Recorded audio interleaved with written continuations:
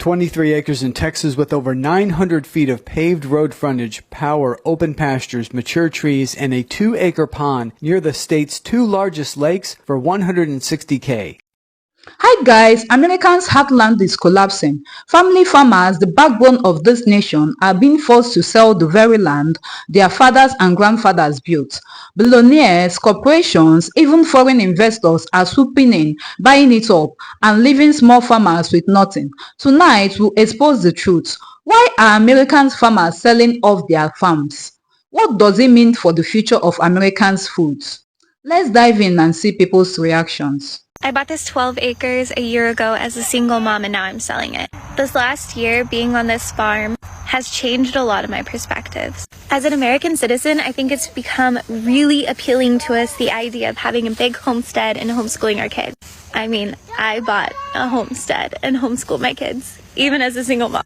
But I've come to see this more as a perspective that's forced on us with the pull yourself up by your bootstraps culture, that we've really taken on the responsibility of, if we want a healthy life, we have to do it all ourselves. And living here, I have realized I have never wanted self-sustainability.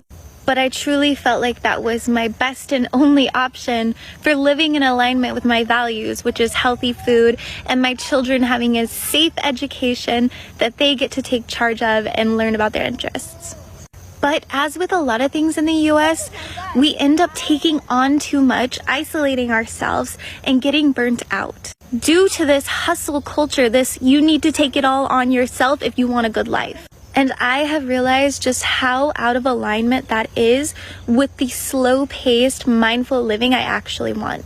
When we think of mindful living, we think of slow living, we think of homesteading and farm life. But the reality is, if you're trying to do it all yourself, it's not going to be slow. Homesteading and farming comes with an endless to-do list. And obviously so does homeschooling.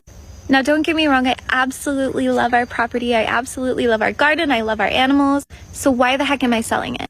I think we each have our own particular values and things that we need to live in alignment with to be our best versions of ourselves. And for me, I've always seen that as a slow, gentle, connected lifestyle. But the thing is, when I bought this property, just like a lot of Americans, I was in fight or flight.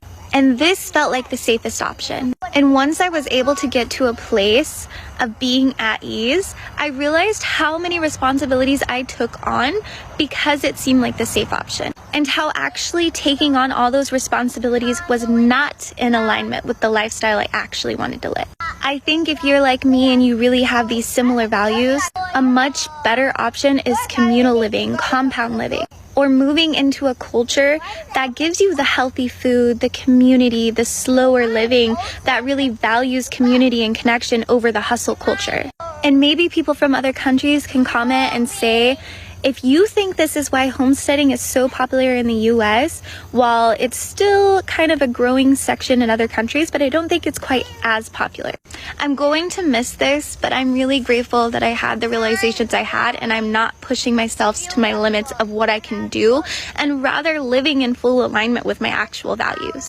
And moving to a place that has this slower, mindful living in place already. We've got this farm crisis now.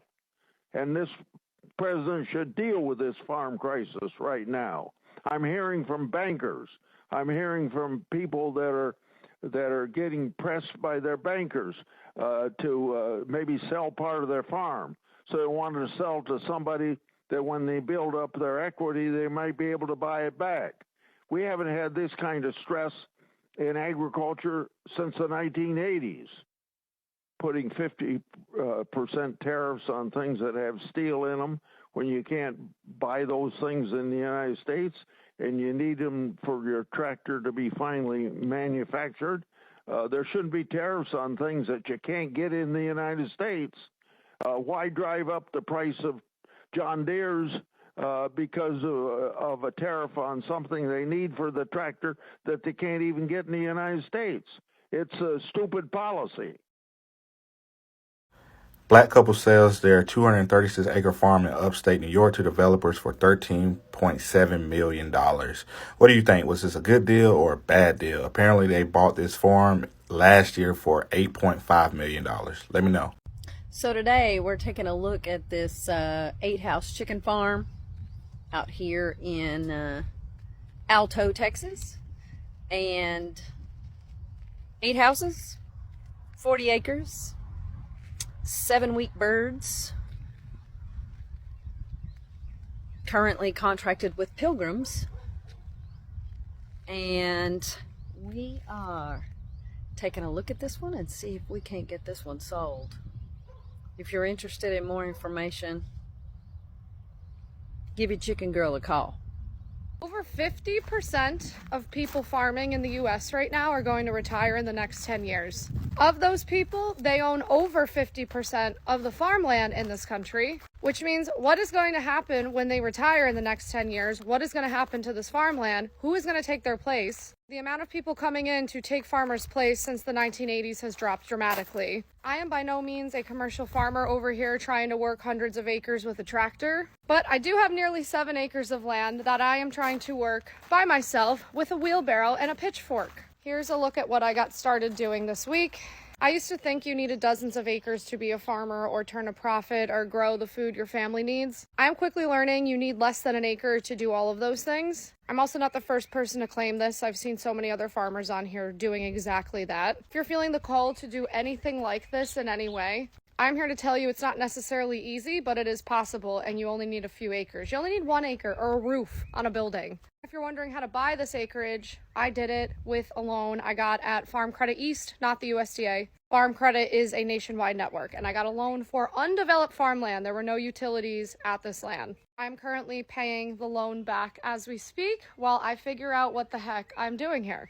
160 acres. This Class A farm has rich soil, power, road frontage, and an 1,800 square foot machine shed in central Illinois for $5.9 million square miles. This massive Texas farm and ranch is a turnkey business opportunity that generates income from a variety of sources and includes all equipment, machinery, and vehicles, along with 3 homes, a hunting lodge, and over 41,000 square feet of warehouse space for $30 million. 10,648 acres. That is almost 17 square miles. This massive Texas farm and ranch is a turnkey business opportunity that generates income from a variety of sources and includes all equipment, machinery, and vehicles, along with 3 homes, a hunting lodge, and over 41,000 square feet of warehouse space for $30 million. This message is for the trolls that come onto my page and say things like, if you don't like it here, why don't you just leave? We have enough of you people. You look like you should live in a red state. Yes, I do. I want to live in a red state. But see, my family is now going to be a 5th generation wheat farm family. And we don't run away from problems. We stay and we work our asses off. Unlike you folks that apparently like to have things up their butts by Turd Ferguson. So yeah, we can't very well move 4,500 acres. So next time you come onto my page and say something stupid like, just leave, why don't you just say thank you because you ate today?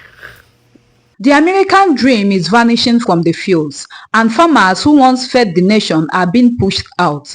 This is bigger than just land. It's about power, it's about control, and it's about survival. Do you think Americans' farms can be saved, or is it already too late? Drop your thoughts below, hit that like button, subscribe, and share this video because the world needs to see what is happening. I am Tiana, and this is Tiana's Reacts. Till next time, stay blessed, stay calm, and